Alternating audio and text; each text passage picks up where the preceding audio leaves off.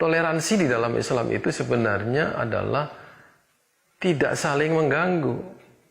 Lakum dinukum waliyadin. Ya udah, urusan agama Anda. Janganlah saya ditarik-tarik ikut merayakan agama Anda. Nah, itu toleransi, batas toleransi dalam Islam seperti begitu. Toleransi kemudian kita ikut di gereja yang satu ngaji, satu nyanyi-nyanyi, bukan toleransi itu. Itu adalah merusak akidah. Nah, toleransi itu bukan juga menghormati, Pak. Kalau kita menghormati, coba ayat-ayat Quran itu tidak menghormati agama Nasrani dan Yahudi, karena menyalahkan itu, iya kan? Tidak menghormati, saling memahami, ya, lakum dinukum waliyadin tadi itu, dan tidak saling mengganggu. Itu yang menurut saya perlu dipegang, bahwa apa yang dikerjakan oleh mereka, ya biar dia kerjakan. Ya, mereka mau ke gereja hari Ahad, itu nggak ada masalah. Mau merayakan Natal besar-besaran, nggak ada masalah, silakan. Tapi jangan kemudian kita diajak untuk Natalan. Ya, berarti kita ikut ibadah mereka kan.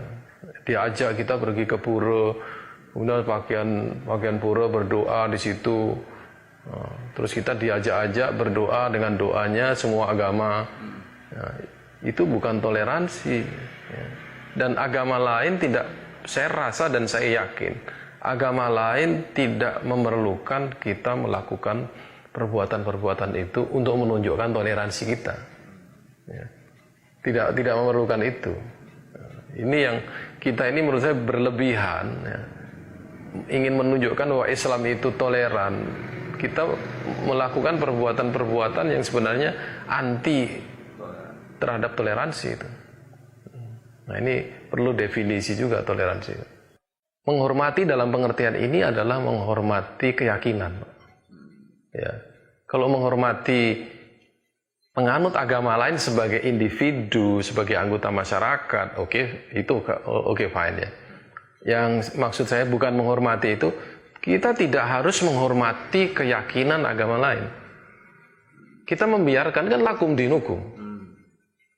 Ayatnya itu lakum dinukum, agamamu itu ya agamamu.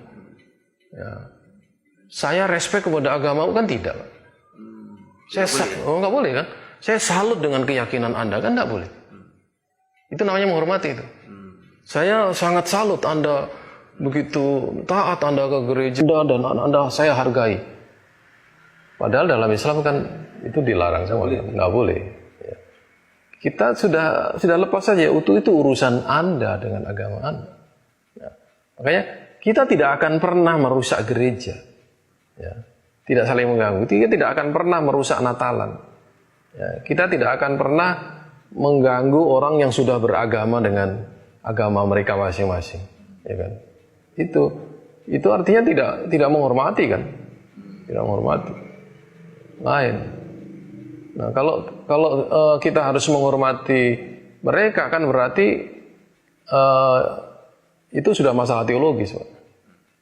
Jadi menghormati secara teologis tidak betul, tetapi secara sosiologis kita boleh. Makanya bagi saya ya, kata pluralisme itu yang sekarang menjadi sangat bias ya penggunaannya. Saya langsung membagi aja menjadi pluralisme sosiologis atau pluralisme teologis. Nah, kalau pluralisme teologis itu berarti kan Anda masuk dalam ranah penyamaan agama-agama atau pembenaran agama-agama. Tapi kalau pluralisme sosiologis, ya, berarti itu adalah sebuah situasi di mana Anda hidup bersama dengan berbagai macam agama, ya. Dan Anda di situ mengakui keberadaan mereka di masyarakat itu, ya, dan Anda toleran terhadap mereka, keberadaan mereka, dan tidak mesti menghormati, gitu ya. Kalau secara sosiologis kita menghormati karena dia manusia. Ya. Barang siapa yang beriman kepada Allah dan Rasul-Nya maka dia harus menghormati tamunya. Nah, tamunya kalau non-Muslim dihormati atau tidak? Hormati. Barang siapa beriman kepada Allah dan Rasul-Nya jangan menyakiti tetangganya. Kalau tetangganya non-Muslim, Kalau dia menyakiti non-muslim, dia berdosa. Makanya Rasulullah kan pernah mengingatkan, janganlah menyakiti ahlu zimmah. Kalau Anda menyakiti ahlu zimmah, sama dengan menyakiti saya. Coba bayangkan. Itu secara sosiologis, bukan secara teologis. Secara sosiologis kita hormat.